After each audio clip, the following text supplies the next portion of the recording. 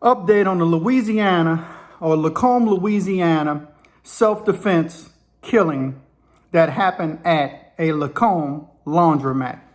So a couple days ago, the victim gave an exclusive interview with WDSU News. And in the interview, she explained what she was thinking and the emotions and range of emotions she was going through while the convicted or registered sex offender was attacking her and attempting to assault her sexually. But what we do have is, and I'm going to read this article directly from WDSU News exclusive. And it is as followed. A Lacombe woman attacked at a laundromat by a convicted sex offender spoke to WDSU exclusively about what happened for the first time. 27-year-old Bree Morgan says March 3rd quickly turned into the fight of her life after she came home to a laundromat on U.S. Highway 190. I'm glad I came out on top, Morgan said. It was just by the grace of God. After returning to move over her clothes, she was approached by a 40-year-old Nicholas Trenchant, a convicted sex offender who was charged years ago for indecency with a child, as well as for attempted aggravated R-word and burglary. Morgan said he pretended to help her at the change machine before uttering bone-chilling words and attacking her. He said, "Give it up," blank, expletive curse word, "and you won't die." So you fill that word in. Morgan said, "I was hanging onto a wall at one point and my shirt and my jacket came off. I was just trying everything to get away." She says Trenchant dragged her into the bathroom, blindly throwing punches as a struggle ensued. The mother of two says that Trenchant pulled out a knife while also grabbing her hair. She says he dropped the knife, though not before stabbing Morgan. Morgan says she picked it up and managed to stab him twice before the fight, then ran to get help. Trenchant died at the hospital. St. Tammany Parish council leaders are working to impose stricter legislation for sex offenders who live in the area. Council members will vote on a legislative next month regarding safer perimeters to protect the community from sex offenders. I just can't wait to see the positive that this is going to bring because Lacombe is home, Morgan said. So now we get firsthand account of what happened in this laundromat and what this poor woman, young lady, was experiencing while being viciously attacked by a registered sex offender who was released and obviously on some type of supervision parole in a halfway house or a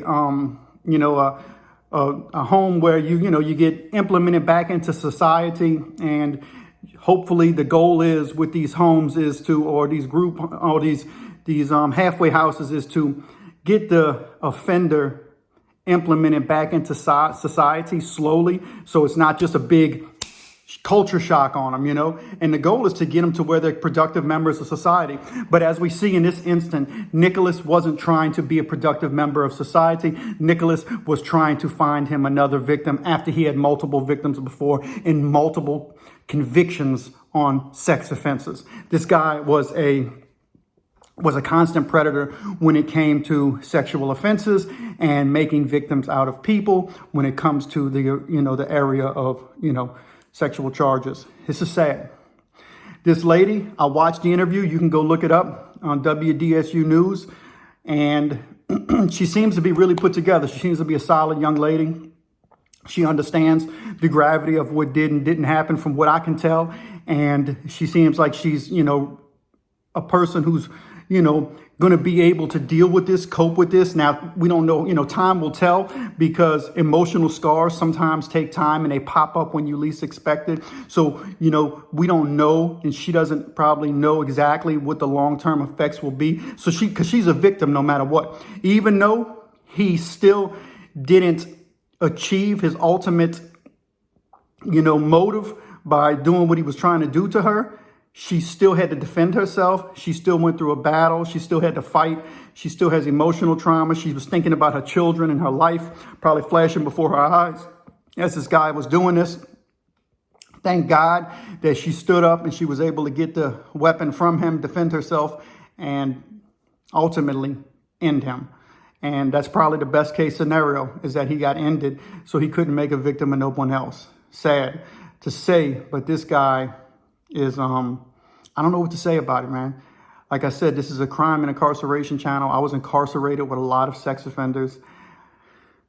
By and large, sex offenders in prison, those who other convicts know to be sex offenders, are ostracized, and they're pushed away, and they're not treated with the same level of respect, and they can get attacked or beat up or preyed upon more than any other inmate can, because convicts look down on sex offenders because most of them have mothers, sisters, daughters, wives, women in their lives or young children who they don't want things to happen to. So they look down on those things, and they're willing to victimize the people who victimize other people. And, it's a form of, I guess you would say vengeance or justice that is probably criminal, but you don't see people complaining about it when something happens to these sex offenders inside the prison system. Actually, a lot of people in society tend to cheer it on and say the person who committed the acts against the sex offender did society a justice. I'm not saying that, two wrongs don't make a right. The justice system works if we allow it to. And unfortunately, most sex offenders struggle with reintegrating themselves back into society. And it's very difficult for them because of I believe, the emotional, and I believe it's even spiritual when it comes to what's inside of them that's forcing them or making them or, pulling those strings to make these guys, and they do it out their own will. It's their choice when they find a victim and make a victim out of, an innocent person for their own self-gratification. And they deserve to be put in prison. Now, do I think that it's a danger to the society and the neighborhoods in Lacombe, Louisiana, where they have over 100 registered sex offenders in such a small radius? Man, that's bad. That's not good. Why are they sending them all to that one little town? And this is a small little town where they don't have a lot of focus on this town, so they're not getting the spotlight like a city like New Orleans will. So all these registered sex offenders in a small radius is to the detriment of the neighborhoods in that area. Now, I don't want the neighborhood, and I don't want people to go out there with their pitchforks wanting to destroy and kill sex offenders, unjustly, because you can't do that neither. And not all of them are going to not all of them are going to commit crimes again. They're not going to reoffend. Some of them will, but not all of them. And you can't judge them all based on what this fool did. But the story doesn't end there.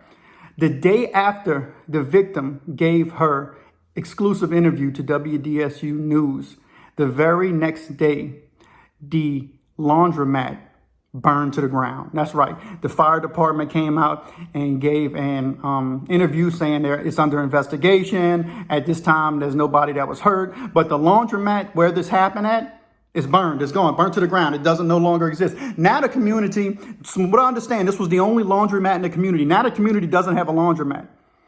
The wheels that were set in motion with this guy, Nicholas Trenchant, this convicted, disgusting man who did this, it's still impacting the community. It's not just impacting this one victim, but now the community's only laundromat doesn't exist. So now they have to do something to set up another laundromat. And I don't know if it was intentionally set, the fire. I don't know if it was an arson. There was no proof of that from what I heard. But it just makes you wonder, man, how all this stuff unfolds, It's almost like a little mini movie script that happened. But this is real life. This is real victims and real perpetrators. And thank God that this, lovely lady was able to defend herself. And she was able to, be alive today so she can still be with her family. And I'm sure she's going to go on, hopefully, and become an advocate for victims and speaking out and, have a voice throughout, the rest of the country when it comes to these type of crimes and these type of offenders. And her voice should be heard because she's someone who suffers now firsthand, the repercussions of what can happen when society and the justice system lets a monster like Nicholas Truncheon on the loose, unsupervised, to make another victim. It makes us have to look as a society and as a justice system that there needs to be more overhaul when it comes to sexual predators and how the justice system releases them from prison to, reintroduce them back into society with a lot of checks and balances, because a lot of checks and balances are needed.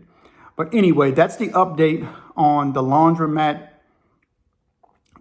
killing that happened, where the victim is still alive, thank God, and the perpetrator is now deceased, and he's left a lot of victims. I even think about his mother, from the stories that I read, he had a mom, and she went to bat for him, and he let her down, and I'm sure her heart's broken. And make no mistake, I don't know the whole story on them. I don't know how she raised him, but we can't